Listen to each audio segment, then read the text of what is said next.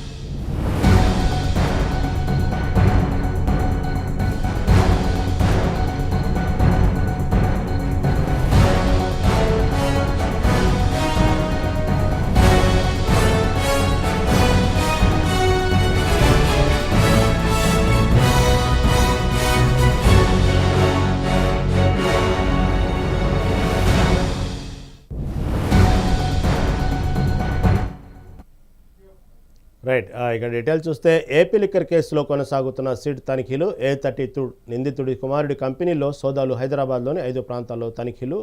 Nautical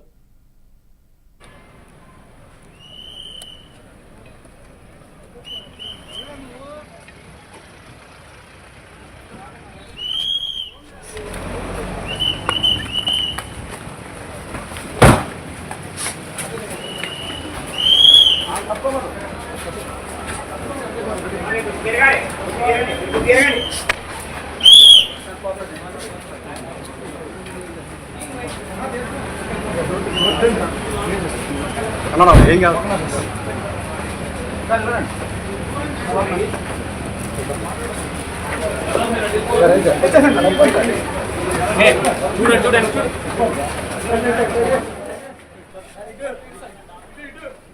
AP liquor కేసులో SIT తనిఖీలు కొనసాగుతున్నాయి. A32 నిందితుడు కృష్ణమోహన్ రెడ్డి కుమారుడు రోహిత్ రెడ్డి డైరెక్టర్గా ఉన్న కంపెనీలో సిట్ సోదాలు నిర్వహిస్తుంది. హైదరాబాద్లోని 5 ప్రాంతాల్లో సిట్ అధికారులు ఏకకాలంలో తనిఖీలు నిర్వహిస్తున్నారు.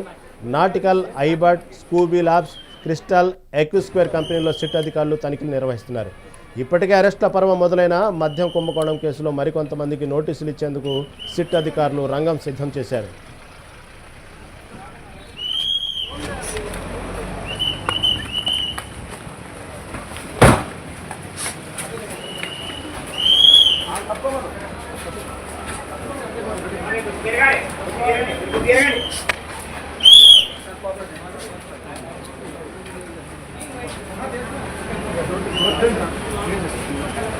ఏం కాదు.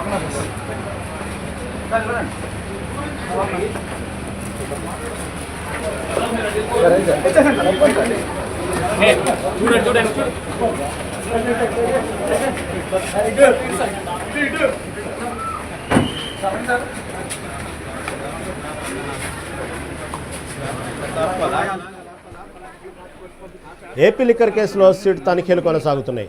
A32 నిందితుడు కృష్ణమోహన్ రెడ్డి కుమారుడు రోహిత్ రెడ్డి డైరెక్టర్గా ఉన్న కంపెనీలో సిట్ సోదాలు నిర్వహిస్తుంది. హైదరాబాద్లోని 5 ప్రాంతాల్లో సిట్ అధికారులు ఏకకాలంలో తనిఖీలు నిర్వహిస్తున్నారు. నాటికల్, ఐబాట్, స్కూబీ ల్యాబ్స్, క్రిస్టల్, ఎక్విస్క్వేర్ కంపెనీలో సిట్ అధికారులు తనిఖీలు నిర్వహిస్తున్నారు. ఇప్పటికే అరెస్టుల పర్వం మొదలైన మద్యం కుంభకోణం కేసులో మరికొంతమందికి నోటీసులు ఇచ్చేందుకు సిట్ అధికారులు రంగం సిద్ధం చేశారు.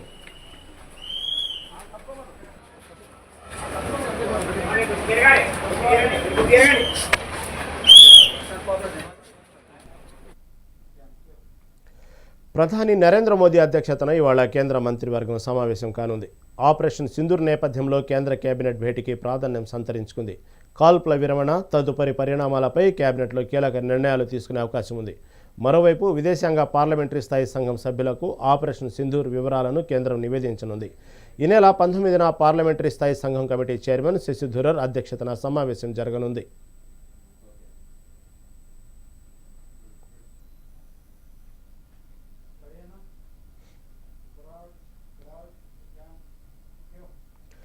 భారత్ పాకిస్తాన్ యుద్ధాన్ని విరమిస్తున్నట్లు ప్రకటించినప్పటికీ ఇండియాపై పాక్ సైబర్ అటాక్ చేస్తూనే ఉంది. ప్రధానంగా మిలిటరీ స్కూల్స్, హెడ్ క్వార్టర్స్, ఆఫీసులు, ప్రధాన కార్యాలయాలపై సైబర్ అటాక్ చేసినట్టు మహారాష్ట్ర సైబర్ విభాగం వెల్లడించింది. ఇప్పటి వరకు పాకిస్తాన్ చేసిన సైబర్ అటాక్స్లో కేవలం 1500 సైబర్ అటాక్స్ మాత్రమే ప్రభావం చూపించాయని అధికారులు వెల్లడించారు. సైబర్ అటాక్స్పై అప్రమత్తంగా ఉండాలని అధికారులు సూచిస్తున్నారు. దీనికి సంబంధించిన మరింత సమాచారం మా సీనియర్ కరెస్పాండెంట్ శ్రీనివాస్ అందిస్తారు. పెహల్గాంలో టెర్రరిస్టుల దాడి తర్వాత కూడా ఏదైతే పాకిస్తాన్కి సంబంధించిన సైబర్ అటాక్లు భారతదేశంపై కూడా జరుగుతున్నాయి. ప్రధానంగా 15 లక్షల సైబర్ అటాక్లు కూడా జరిగినాయని కూడా ఇప్పటికే మహారాష్ట్ర సైబర్ విభాగానికి సంబంధించిన అధికారులు చెప్పారు. అయితే ప్రధానంగా 7 అడ్వాన్స్ పర్సెంటేజ్ థ్రెట్లను కూడా మహారాష్ట్ర ప్రభుత్వం గుర్తించింది. అయితే ఈ దాడుల్లో కేవలం 15 అటాక్స్ మాత్రమే ప్రభావం చూపాయని కూడా అధికారులు వెల్లడించారు. అయితే మొత్తం పాక్ ఇండియా కాల్పుల విరమణ జరిగినప్పటికీ కూడా ఈ సైబర్ దాడులు మాత్రం ఇంకా కొనసాగుతున్నాయి. అదే ప్రధానంగా ఇటు ఇండియన్ ఆర్మీకి సంబంధించిన స్కూల్స్ కావచ్చు, అదేవిధంగా కార్యాలయాలకు సంబంధించిన అటాక్స్ అయితే పాకిస్తాన్కి సంబంధించిన సైబర్ అటాక్లు జరుగుతున్నాయని చెప్పొచ్చు. అయితే మొత్తం ఇటు ఎలక్షన్ కమిషన్ వెబ్సైట్ కావచ్చు, అదేవిధంగా ఈ ఆర్మీ స్కూల్స్, ఇండియన్ సైట్స్ అంటే ఈ అటాక్స్ అయితే వాటిపై ప్రధానంగా జరుగుతున్నాయని కూడా ఇప్పటికే అధికారులు గుర్తించారు. అయితే ఏదైతే పెహల్గాంలో టెర్రరిస్టుల దాడి అంటే సామాన్య ప్రజలపై జరిగినటువంటి టెర్రరిస్టుల దాడి అనంతరం కూడా పాకిస్తాన్పై ఆపరేషన్ సింధూర్ పేరుతో ఇండియా ఏ విధంగా అటాక్ చేసి అదేవిధంగా అక్కడ పాకిస్తాన్కి సంబంధించిన టెర్రరిస్టుల 9 స్థావరాలని, అదేవిధంగా 100 మంది టెర్రరిస్టులను ఏ విధంగా అంతమొందించారో, అదేవిధంగా ఈ సైబర్ అటాక్స్పై కూడా ఇండియా ఏదైతే అంటే రోడ్ ఆఫ్ సింధూర్ అనే పేరుతో కూడా ఈ సైబర్ అటాక్స్కి సంబంధించి కూడా ఆపరేషన్ ఇండియా చేపట్టింది అని చెప్పొచ్చు. అంటే ఒకవైపు టెర్రరిస్టులని ఏర్పారడానికి ఆపరేషన్ సింధూర్ ఏ విధంగా ఉందో, అదేవిధంగా ఈ పాకిస్తాన్కి సంబంధించిన సైబర్ అటాక్స్ని కూడా ఏదైతే అటాక్ చేయడానికి కూడా రోడ్స్ ఆఫ్ సింధూర్ అనే పేరు కూడా నామకరణం చేసింది భారత సైబర్ విభాగానికి సంబంధించిన నెట్వర్క్. సో ఈ నేపథ్యంలో కూడా అంటే సోషల్ మీడియాలో అదేవిధంగా తెలియని నెంబర్లతో కూడా ఫోన్లు చేసి అటాక్ చేస్తున్న పరిస్థితి కనిపిస్తుంది. సో ఈ నేపథ్యంలో కూడా అప్రమత్తంగా ఉండాలి, సైబర్ అటాక్స్పై కూడా అప్రమత్తంగా ఉండాలంటూ కూడా ఇప్పటికే హెచ్చరికలు జారీ చేసిన పరిస్థితి ఉంది. అదేవిధంగా దేశంలో ప్రధానమైన రంగాలపై కూడా ఈ అటాక్స్ అంటే 15 లక్షల అటాక్స్ జరిగిన నేపథ్యంలో కేవలం ఒక 1500 అటాక్స్ మాత్రమే ప్రభావం చూపాయి. కాబట్టి అంటే ఎలాంటి ఆందోళన చెందాల్సిన అవసరం లేదు. కాబట్టి ఖచ్చితంగా తెలియని నెంబర్ల విషయంలో కూడా అప్రమత్తంగా ఉండాలి. అదేవిధంగా ఎలాంటి తెలియని లింకులను కూడా ఓపెన్ చేయొద్దంటూ కూడా ఇప్పటికే సైబర్ విభాగానికి సంబంధించిన అధికారులు అయితే హెచ్చరిస్తున్న పరిస్థితి. అయితే ఈ ఆపరేషన్ సింధూర్ తర్వాత కూడా ఈ పాకిస్తాన్ ఇండియా మధ్య జరిగినటువంటి అంటే కాల్పుల ఒప్పందం జరిగినప్పటికి కూడా మరొకసారి అంటే పాకిస్తాన్ కవ్వింపుల ధోరణికి కూడా పాల్పడుతుంది. ఇప్పటికే 2 సార్లు కూడా ఈ డ్రోన్లతో కూడా పాకిస్తాన్ ఇండియా మీదకి డ్రోన్ దాడులు చేసినప్పటికీ కూడా అదేవిధంగా ఇటు ఇండియా తిప్పికొట్టి ధీటైన సమాధానం కూడా చెప్పింది. కానీ ఈ సైబర్ అటాక్స్తో కూడా ఇబ్బందులు పెట్టాలని కూడా ఇటు భావిస్తున్న నేపథ్యంలో కూడా అప్రమత్తంగా ఉండాలని అధికారులు అయితే హెచ్చరిస్తున్న పరిస్థితుంది. కెమెరామ్యాన్ శ్రీకాంత్తో శ్రీనివాస్, మెగా9 టీవీ, హైదరాబాద్. పెహల్గాంలో ఖమ్మం జిల్లా నేలకొండపల్లికి చెందిన ఎంతో చారిత్రక నేపథ్యం ఉంది. ఎందుకంటే భారతదేశంలోని అతిపెద్ద బౌద్ధ స్తూపానికి నేలకొండపల్లి వేదికైంది. అలాగే 2వ దశాబ్దంలో కట్టిన కట్టడాలు కూడా ఇక్కడే ఉన్నాయి. చారిత్రక బౌద్ధ స్తూపంపై మరింత సమాచారం మా ఖమ్మం ప్రతినిధి దేవేందర్ అందిస్తారు. ఎన్నో పురాతన కట్టడాలు, మరెన్నో చారిత్రక ఆధారాలకు నిలయం మన భారతదేశం. దేశవ్యాప్తంగా వివిధ ఆచార వ్యవహారాలు, సంస్కృతి, సాంప్రదాయాలను ప్రతిబింబించే కట్టడాలని మనం చూస్తూనే ఉంటాం. ఈ నేపథ్యంలో తెలంగాణ రాష్ట్రంలో కూడా ఎన్నో పురాతన ఆలయాలు, చారిత్రక కట్టడాలు కూడా ఉన్నాయి. సో చారిత్రక కట్టడాలు అయితే దక్షిణ భారతదేశంలో అతిపెద్ద బౌద్ధ స్తూపం మాత్రం ఖమ్మం జిల్లాలోని నేలకొండపల్లిలో ఉంది. అయితే పూర్వం దేశవ్యాప్తంగా ఇక్కడి నుంచే బుద్ధ విగ్రహాల సరఫరా జరిగేదని చెప్పేసి కూడా చెప్తుంటారు. బౌద్ధ విగ్రహాల తయారీ కేంద్రంగా కూడా ఇక్కడే ఉండేది. సో పూర్తిగా నేలకొండపల్లి బౌద్ధ స్తూపంపై అంటే ఈ నేపథ్యంలో నేలకొండపల్లి బౌద్ధ స్తూపంపై మెగా9 టీవీ అందిస్తున్న స్పెషల్ రిపోర్ట్. నేలకొండపల్లిలో దాదాపు 2వ శతాబ్దంలో కట్టిన కట్టడాలు నేటికి మన కళ్ళ ముందు చెక్కు చెదరకుండా ఉన్నాయి. సో మెగా9 స్క్రీన్ మీద విజువల్స్ చూసుకోవచ్చు. 2వ శతాబ్దంలో కట్టిన కట్టడాలు నేటికి కూడా మన కళ్ళకు చెక్కు చెదరకుండా ఉన్నాయి. నేలకొండపల్లి సమీపంలో ఉన్న బౌద్ధ స్తూపాలను 1970లో పురావస్తు శాఖ అధికారులు పరిశోధన సాగించారు. పశ్చిమ చాళుక్యులు, తూర్పు చాళుక్యుల కాలంలో బౌద్ధ మతానికి చెందిన వారు ఇక్కడ ధ్యానం చేసేందుకు వీలుగా స్తూపాన్ని నిర్మించినట్లు ఆనవాళ్లు చెబుతున్నాయి. దక్షిణ భారతదేశంలోనే అతిపెద్ద బౌద్ధ స్తూపంగా గుర్తించారు. దీంతోపాటు ఇక్కడ తవ్వకాల్లో 3వ శతాబ్దం నాటి నాణ్యాలు, అప్పటి నిర్మాణ శైలిని కూడా ఆర్కియాలజీ డిపార్ట్మెంట్ గుర్తించింది. బౌద్ధ భిక్షులు ఇక్కడ ఆరాధన చేసుకునేందుకు వీలుగా పక్కనే చెరువును తవ్వించినట్లు ఆనవాళ్లు కూడా ఉన్నాయి. వాస్తవానికి ఖమ్మం జిల్లా కేంద్రానికి 20 కిలోమీటర్ల దూరంలో నేలకొండపల్లి సమీపంలో ఈ బౌద్ధ స్తూపం ఉంది. గతంలో దీన్ని విరాట్ రాజు గద్దె లేదా ఎర్రదిబ్బ అని స్థానికులు పిలిచేవాళ్ళు. స్థానిక గ్రామస్తులు ఎర్రమట్టి అవసరమైనప్పుడల్లా ఈ స్తూపం నుంచే తవ్వుకుని వెళ్ళేవారని చెప్పేసి కూడా గ్రామస్తులు చెప్తున్న పరిస్థితి ఇక్కడ కనబడుతోంది. ఈ నేపథ్యంలో 1974లో పురావస్తు శాఖ అధికారులు మొదటిసారిగా ఇక్కడ తవ్వకాలు జరిపారు. తిరిగి 1984లో తవ్వకాలు జరపగా అది ఎర్రదిబ్బ కాదు, పెద్ద బౌద్ధ స్తూపం అని తేలింది. నేలకొండపల్లి భారతీయ చరిత్రలో ఒక ప్రధాన పట్టణంగా ప్రస్తావించబడింది. ఇండికా గ్రంథంలోనే నేలకొండపల్లి పట్టణ విశిష్టతను వివరిస్తూ పలు వ్యాసాలు కూడా ఉన్నట్లు చారిత్రక నిపుణులు చెబుతున్నారు. నేలకొండపల్లి అంటే నెల్సెండా అనే పట్టణం. ఇండికా గ్రంథంలో నేలకొండపల్లి ప్రస్తావన ఉంటుంది. ఈ ఇండికా గ్రంథాన్ని 2వ శతాబ్దంలోనే చరిత్రకారుడు టోలమీ రచించాడు. ఈ గ్రామంలో ఉన్న బౌద్ధ స్తూపం 212 అడుగుల ఎత్తు, 54 అడుగుల వ్యాసంతో దక్కన్ ప్రాంతంలోనే అతిపెద్ద స్తూపంలో ఒకటిగా నిలుస్తుంది. అంతేకాకుండా ఈ నేలకొండపల్లి గ్రామానికి చుట్టుపక్కల 8 కిలోమీటర్ల దూరంలో అనేక చిన్న చిన్న స్తూపాలు ఉండడం మరో విశేషం. దక్షిణ భారతదేశంలోనే అతిపెద్దదైన ఈ స్తూపాన్ని చూసేందుకు దేశ విదేశాల నుంచి ఎంతోమంది పర్యాటకులు నేలకొండపల్లి వస్తుంటారు. ప్రతిరోజు వందల సంఖ్యలో టూరిస్టు బౌద్ధ స్తూపాన్ని సందర్శిస్తుంటారు. టోలమీ తన ఇండికా అనే గ్రంథంలో కూడా రాసుకున్నటువంటి పరిస్థితి. సో ఇక్కడ ఈ బౌద్ధ స్తూపంలో ఇంకా ఈ ఒక్క బౌద్ధ స్తూపమేనా, ఇంకా ఇందులో ఏమన్నా చారిత్రాత్మక కట్టడాలు ఇంకా ఏమన్నా ఇందులో నిక్షిప్తమేమన్నా ఒకసారి వివరించండి సార్. తప్పకుండా అండి. ఈ బౌద్ధ స్తూపాలకు సంబంధించి లేదా దీన్ని మొదట్లో ఏమనే వాళ్ళు చైత్యం అని పిలిచేవాళ్ళు. ఈ చైత్యం అనే దాన్ని ఎట్లా నిర్మించేవాళ్ళు అంటే బుద్ధిస్ట్ పీరియడ్ ఆ తర్వాత కాలంలో వచ్చినప్పుడు మొత్తం 3 రకాలుగా నిర్మించుకుంటూ వచ్చేవాళ్ళు. దాన్ని ఏమంటారు అని అంటే ధాతుగర్భ స్తూపాలు అని ఒకటో రకం. ధాతుగర్భ స్తూపం అంటే బుద్ధుడికి సంబంధించిన వాళ్ళే కానీ చిన్న భాగమైన శారీరక భాగం ఉంటే వాళ్ళ మరణానంతరం దాని మధ్య భాగంలో పెట్టి దాని చుట్టూ కట్టుకుంటూ వచ్చే నిర్మాణం ధాతు గర్భ స్తూపం. తర్వాత పారిభోజిక స్తూపం అని 2వ రకం ఉంది. పారిభోజిక స్తూపం అంటే వాళ్ళు బుద్ధుడు కానీ వాళ్ళ తాలూకు మిగతా వాళ్ళు కానీ వాడినటువంటి ఏ ఒక్క వస్తువు అన్నా ఉంటే ఆ వస్తువుని మధ్యలో పెట్టేసి దాని చుట్టూ కట్టేది. తర్వాత 3వ రకం వస్తే ఉద్దేశక స్తూపాలు అంటారు. అంటే ఇది స్తూపం నిర్మాణంలో ఉంటుంది, పూజ కోసం నిర్మిస్తారు. ఇటువంటి ధాతువు కానీ పారిభోజిక వస్తువు కానీ ఉండదు అని అర్థం. కానీ ఇవన్నీ మనకి ఎప్పటి కాలాన్ని మనం చూసుకున్నట్లయితే క్రీస్తు పూర్వం నుంచి అంటే బుద్ధుడి కాలం నుంచి ఆ తర్వాత అశోకుడి పీరియడ్ వరకు ఈ మధ్యకాలంలో కట్టుకుంటూ వచ్చినాయి. శాతవాహనను చాళుక్య పీరియడ్ వరకు అని అంత పూర్వకాలానికి సంబంధించినటువంటి ఒక నిర్మాణం మన ప్రాంతంలో ఉండడం అనేది ప్రత్యేకమైంది. ప్రత్యేకంగా ఈ నేలకొండపల్లిలో ఉన్న బౌద్ధ స్తూపాన్ని పర్యాటక రంగంగా తీర్చిదిద్దేందుకు తెలంగాణ ప్రభుత్వం నడుం కట్టింది. సో వేచి చూడాలి ఏ విధంగా బౌద్ధ స్తూపాన్ని పర్యాటక కేంద్రంగా డెవలప్ చేస్తారో పూర్తిగా వేచి చూడాల్సిన పరిస్థితి ఇక్కడ కనపడుతుంది. సో ఇది కెమెరా పర్సన్ హరిప్రసాద్తో రిపోర్టర్ దేవేందర్, మెగా9 టీవీ, ఖమ్మం నుంచి. A++ గ్రేడ్ కోసం న్యాక్ అధికారులకు లంచాలిచ్చి అడ్డంగా దొరికిపోయిన కేఎల్ యూనివర్సిటీ మరో కుట్రకోణానికి తెరలేపింది. హైదరాబాద్ నడిబొడ్డున 150 కోట్ల రూపాయల విలువ చేసే 5 ఎకరాల ప్రభుత్వ భూమిని కబ్జా చేసింది. ప్రహారీ నిర్మించి ఆ భూమిని సొంతం చేసుకునేందుకు ప్రణాళిక సిద్ధం చేసుకుంది. గాజుల రామారం కేఎల్ యూనివర్సిటీ భూ కబ్జాను పసిగట్టిన హైడ్రా అధికారులు అడ్డుకట్ట వేశారు.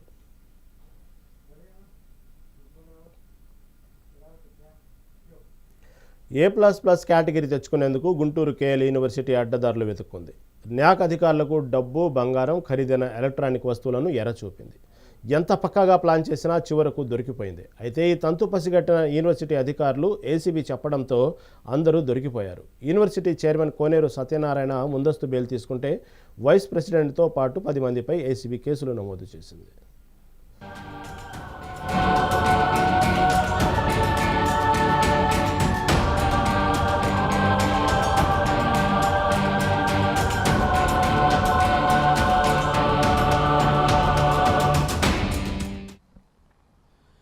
కేఎల్ యూనివర్సిటీ అక్రమాలు అంతా ఇంత కాదు.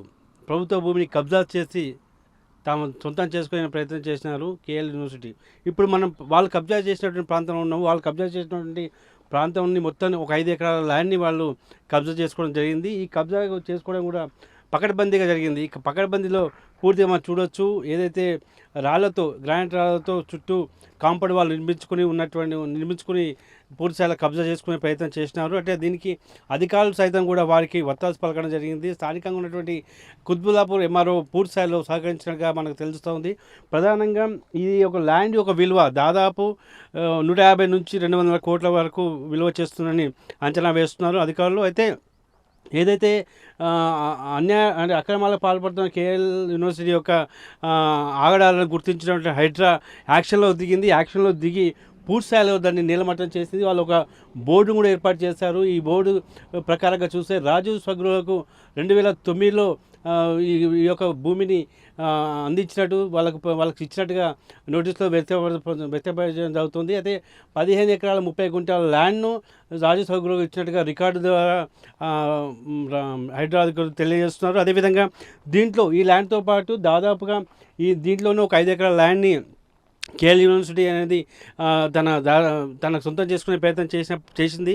దీన్ని హైదరాబాద్ అధికారులు పూర్తిస్థాయిలో వాళ్ళు నీలమట్టం చేయడం జరిగింది. అయితే మొత్తం మీద చూసుకుంటే కనుక కేఎల్ యూనివర్సిటీ చేస్తున్నట్టు ఆగడాలు అంతా ఇంతా కావు. అటు విద్యార్థులను వేధించడంతో పాటు విద్యార్థుల వద్ద అధిక మొత్తంలో ఫీజు వసూలు చేస్తున్నటువంటి ఆరోపణలు కూడా బాగా వినిపిస్తున్నాయి.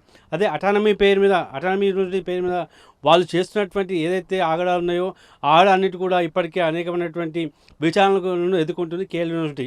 అదేవిధంగా ఏదైతే నాక్ అక్రెడిటేషన్కి సంబంధించి అధికారులకు డబ్బులను కట్టబెడుతూ రెడ్ హ్యాండ్గా దొరికిపోయినటువంటి కేసులో కూడా విచారణ ఎదుర్కొంటుంది సిబిఐ విచారణ. ఇప్పుడు కేఎల్ యూనివర్సిటీ విచారణ ఎదుర్కొన్న పరిస్థితి మనకు తెలుస్తుంది. మొత్తం మీద ఒక యూనివర్సిటీ పేరుతో ఉన్నతమైన విద్యార్థులను అత్యుత్తమైనటువంటి విద్యార్థులను తయారు చేయాల్సినటువంటి కేఎల్ యూనివర్సిటీ అది ఆగడాలకు పాల్పడుతుంది.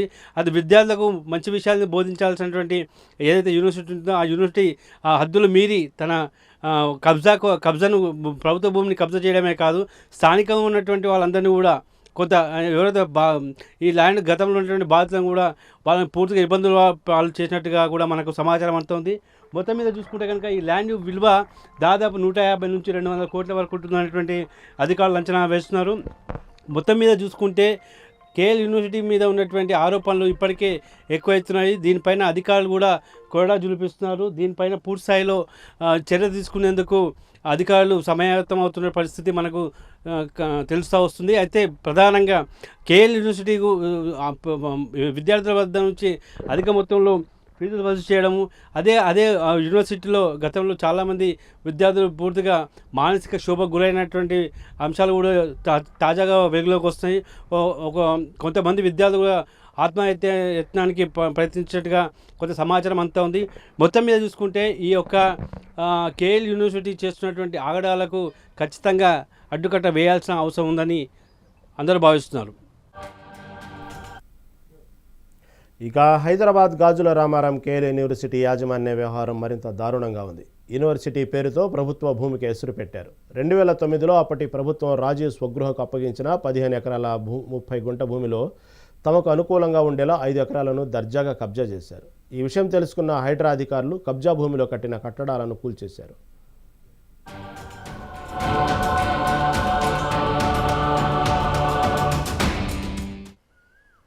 కేఎల్ యూనివర్సిటీ అవినీతి ఆరోపణలతో పాటు ఇప్పుడు తాజాగా భూ కబ్జా ఆరోపణలు ఎదుర్కొంటోంది.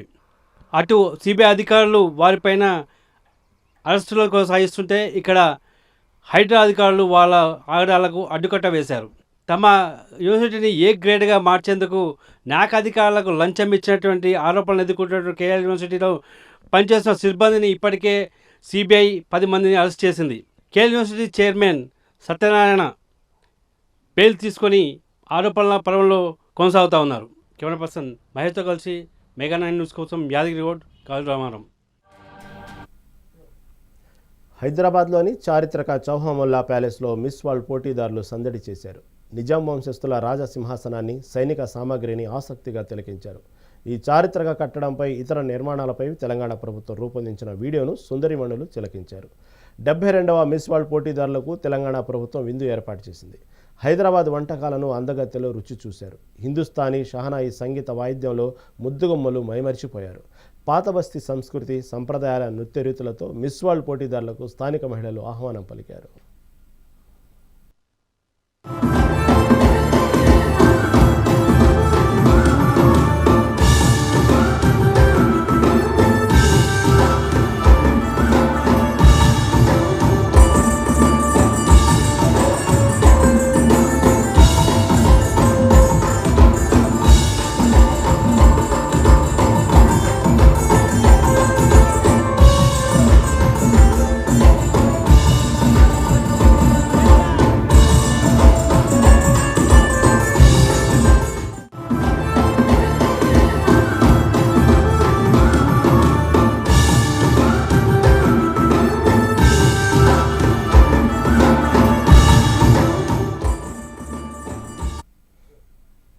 తెలంగాణ ప్రకృతి వడిలో దాగి ఉన్న ఒక అద్భుతమైన ప్రదేశం నాగార్జున సాగర్. ఇక్కడ పరవళ్లు తొక్కుతున్న కృష్ణమ్మ ఒడ్డున చారిత్రక వైభవానికి ప్రతీకగా నిలుస్తుంది బుద్ధవనం. ఇది కేవలం ఒక పర్యాటక స్థలం మాత్రమే కాదు, శాంతికి, జ్ఞానానికి, శిల్ప కళలకు ప్రతిరూపం. సుమారు 274 ఎకరాల విస్తీర్ణంలో ఉన్న ఈ బౌద్ధ క్షేత్రం సందర్శకులకు ఒక ఆధ్యాత్మిక అనుభూతిని కలిగిస్తున్న బుద్ధవనంపై మెగా 9 టీవీ ప్రత్యేక కథనం.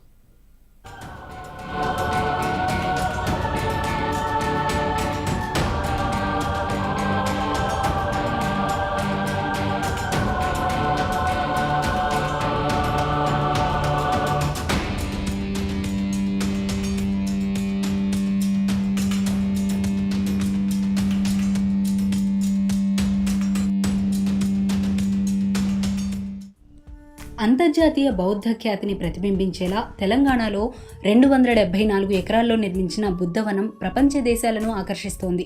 నల్గొండ జిల్లా నాగార్జున సాగర్లో 60 కోట్లతో రూపుదిద్దుకున్న ఈ అద్భుత కట్టడం 2022లో ప్రారంభమైంది. చైనా, ఆఫ్ఘనిస్తాన్, ఇటలీ, పాకిస్తాన్, శ్రీలంకల సహకారంతో నాగార్జున సాగర్లో 2004 నుండి 2022 వరకు 5 భాగాలుగా ఈ నిర్మాణం చేపట్టారు. బుద్ధవనం యొక్క ప్రధాన ద్వారం ఎంతో ఆకర్షణీయంగా ఉంటుంది. లోపలికి అడుగు పెట్టగానే ఒక ప్రశాంతమైన వాతావరణం మనల్ని ఆవరిస్తుంది. ఇక్కడ ప్రధానంగా 5 భాగాలు కనిపిస్తాయి. బుద్ధుని చరితవనం, జ్ఞానవనం, స్తూపవనం, మహాస్తూపం, జాతక పార్క్. ఒక్కో భాగం ఒక్కో ప్రత్యేకతను సంతరించుకుంది. సిద్ధార్థుడు గౌతమ బుద్ధునిగా ఎలా మారాడు అనే అన్ని అంశాలను కళ్లకు కట్టినట్టుగా బుద్ధవనంలో అన్ని దేశాల బౌద్ధ నిర్మాణాలు ఇక్కడ మనకు కనిపిస్తాయి.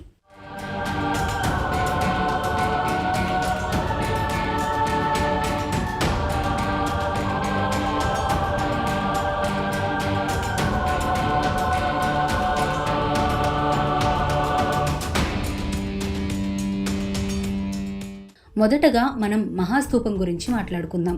ఇది బుద్ధవనం యొక్క ప్రధాన ఆకర్షణ.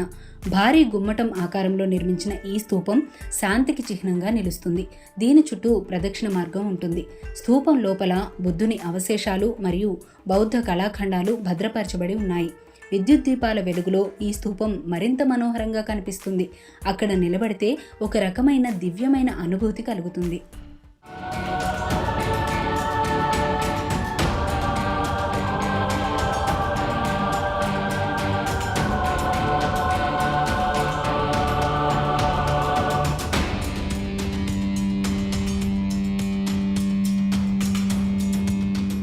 ఇక బుద్ధవనంలోని మరో ముఖ్యమైన భాగం జాతకవనం. ఇది బుద్ధుని పూర్వజన్మల కథలను తెలిపే అద్భుతమైన శిల్పాలతో నిండి ఉంటుంది. ఒక్కో శిల్పం ఒక్కో కథను మన కళ్ళ ముందు ఉంచుతుంది. బుద్ధుడు బోధిసత్వుడిగా ఉన్నప్పుడు చేసిన త్యాగాలు, చూపిన కరుణ, ధర్మం వంటి విషయాలను ఈ శిల్పాలు మనకు తెలియజేస్తాయి. ఈ శిల్పాలను చూస్తుంటే ఆనాటి కథలు మన మనసులో మెదులుతాయి.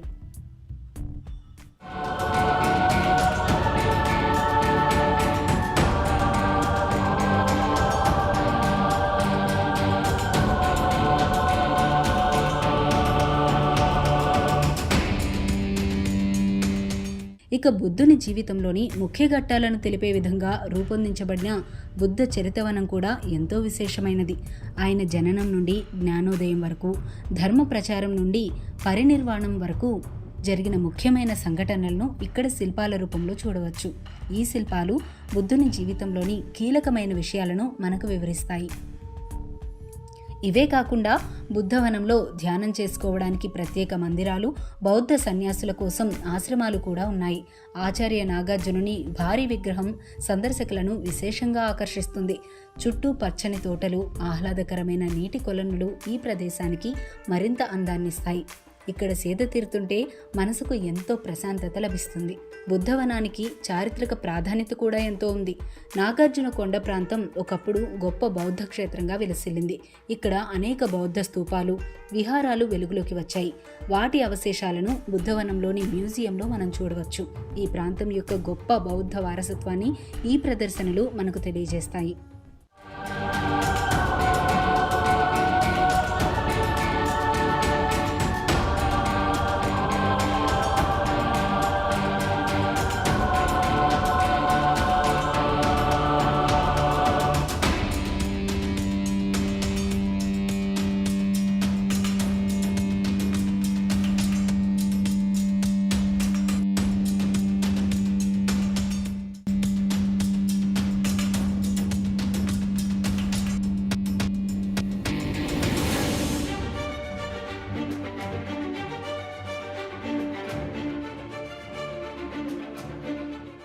బుద్ధవనం యొక్క గొప్పతనాన్ని గుర్తించిన ఎందరో ప్రముఖులు ఈ ప్రదేశాన్ని సందర్శించారు. వారి సందర్శనలు ఈ క్షేత్రానికి మరింత ప్రాముఖ్యతను తెచ్చిపెట్టాయి. ఇది కేవలం ఒక పర్యాటక ప్రదేశం మాత్రమే కాకుండా ఒక ఆధ్యాత్మిక కేంద్రంగా, చారిత్రక సంపదగా విరాజిల్లుతోంది. నాగార్జున సాగర్లోని బుద్ధవనం ప్రకృతి, చరిత్ర, ఆధ్యాత్మికతల కలయిక. ఇది తెలంగాణ గర్వించదగ్గ ప్రదేశాలలో ఒకటి. శాంతిని కోరుకునే వారికి, చరిత్రను తెలుసుకోవాలనుకునే వారికి, ఆధ్యాత్మిక చింతన కలిగిన వారికి ఇది ఒక తప్పక చూడవలసిన ప్రదేశం. ఒక్కసారి ఇక్కడికి వస్తే ఆ ప్రశాంతమైన వాతావరణం, అద్భుతమైన శిల్పాలు మన మనసులో ఎప్పటికీ నిలిచిపోతాయి.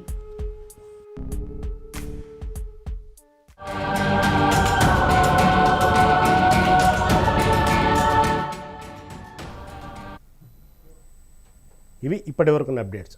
చూస్తూనే ఉండండి మెగా నైన్ టీవీ.